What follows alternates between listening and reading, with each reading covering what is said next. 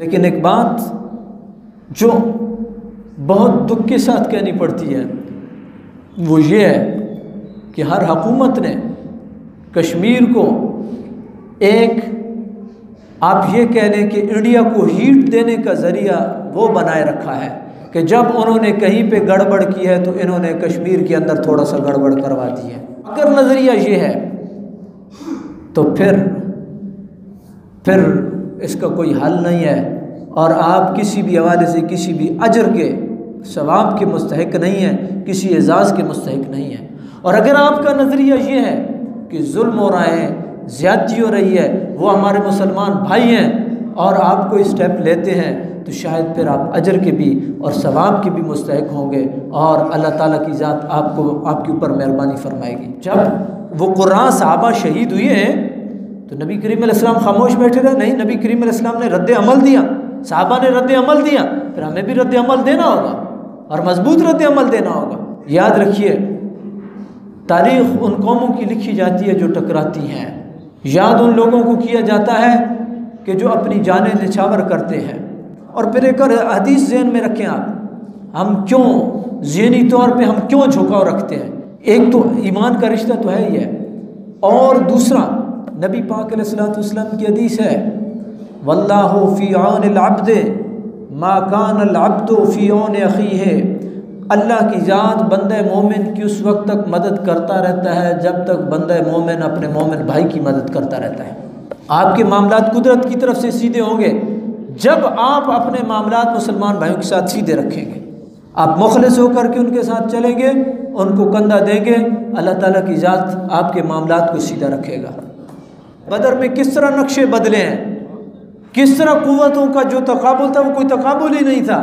لیکن کس طرح جو ہے مسلمان جو ہے ان کی جگہ پکی ہوئی ہے، اور جو پکی جگہ تھی وہاں پہ پھسلن اللہ تعالیٰ نے جو ہے وہ بارش نازل کیا اللہ تعالیٰ نے،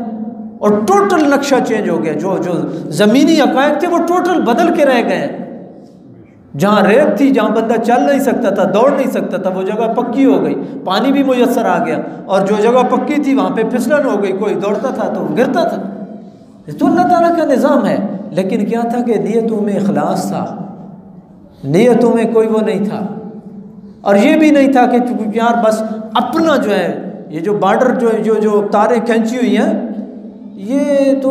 ٹھیک ہے، سرحدیں ہیں، لیکن ہماری سرحدیں وسیع ہیں، اور ہماری سرحدیں وہاں تک ہیں جہاں تک لا الہ الا اللہ محمد رسول اللہ ہے، جہاں تک کوئی بھی کلمہ گو ہے بسنے والا ہے نا، اس کے ساتھ ظلم اور زیادتی یہ برداشت نہیں کی جا سکتی۔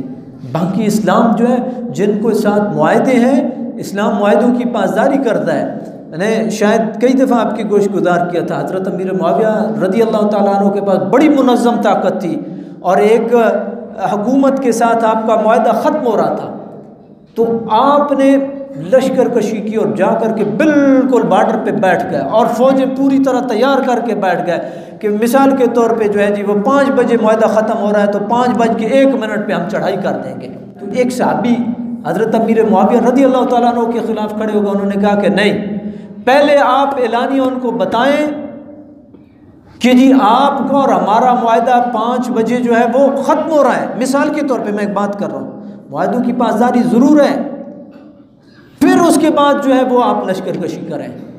اسلام اس بات کا اہتمام کرتا ہے، لیکن اسلام یہ بھی اہتمام کرتا ہے کہ دین اسلام کی اپنی غیرت ہے، اپنی حمیت ہے، اپنی عزت ہے، اپنا وقار ہے، مسلمانوں کی اپنی عزت ہے، اپنا وقار ہے، ان کا اپنا ایک بھرم ہے،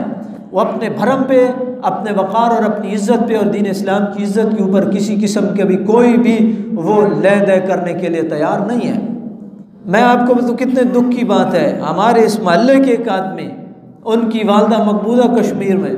وہ بوڑھے ہیں، 80 سال کے 80 سال کے بندے نے کیا کرنا ہے جو لاٹھی پہ چل رہا ہے، اس کو پھر بھی جو ہے وہ ویزا نہیں مل رہا ہے اپنی والدہ سے ملاقات کے لیے، اور وہ بندہ جاتا ہے بیچارہ، اور اس کی والدہ روتی ہے، اور اس کی والدہ کہتی ہے کہ مجھے اپنی بنیاد تو دیتے جاؤ جس سے میں تمہاری خوشبو لیتی رہوں گی کہ میرے بدن کا ٹکڑا جو ہے یہ کہاں پہ بیٹھا ہوں۔ اور انہوں نے صاف بنیاد دی، صاف دھلی ہوئی، تو ان کی والدہ نے، والدہ تو والدہ ہوتی ہے نا، اس کا پیار تو پیار ہوتا ہے، کتنے رشتے اور ناطے کٹے ہوئے ہیں، اس کی والدہ نے وہ بنیاد واپس کر دی کہ مجھے اپنے پسینے والی بنیاد دو جس سے تمہاری خوشبو آئے مجھے۔ یہ اب تم نے کون سی؟ تو یہ زیادتی نہیں ہے؟ کتنے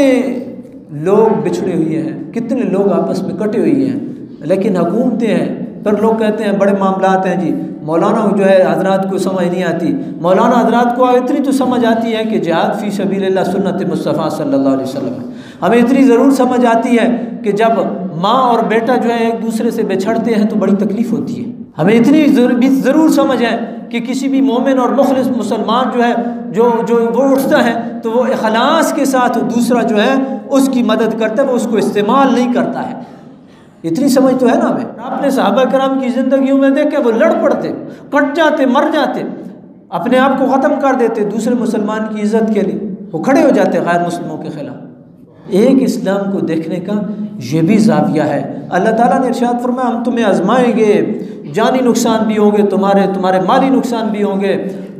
باقی بھی ہم تمہیں مختلف طرح سے آزمائیں گے، لیکن جو صبر کرے گا اللہ تعالیٰ اس کو جنت کی بشارت دیتا ہے، اللہ تعالیٰ اس کو اپنی رحمتوں کی اور صلوات کی بشارت دیتا ہے۔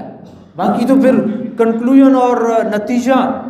قرآن نے بیان کر دیا ان آیات کو ذکر کرنے کے بعد ہی انا للہ و انا الیہ راجعون کا محل ہے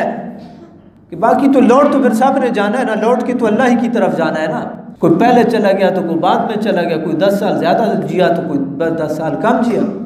لوٹ کے تو پھر ہم نے اللہ ہی کی طرف جانا ہے۔ تو اس کی رحمتوں کے مستحق تو وہی لوگ ہوں گے جنہوں نے اس کے دین کو تھاما ہے، جنہوں نے اس کے دین کی نصرت اور مدد کی ہے۔ تو برادران اسلام صرف چھٹی سے کام نہیں بنے گا، اور اگر ہم اور کچھ نہیں کر سکتے، میرے اور آپ کے بس میں شاید کچھ نہ ہو، میرے بس میں یہ ہو جو میں نے آپ کو سنا دیا، اپنا دکھڑا سنا دیا، آپ اتنا تو کر سکتے ہیں کہ جو لوگ جنہوں نے فی رائے للہ جو ہے وہ قربانیاں دی ہیں،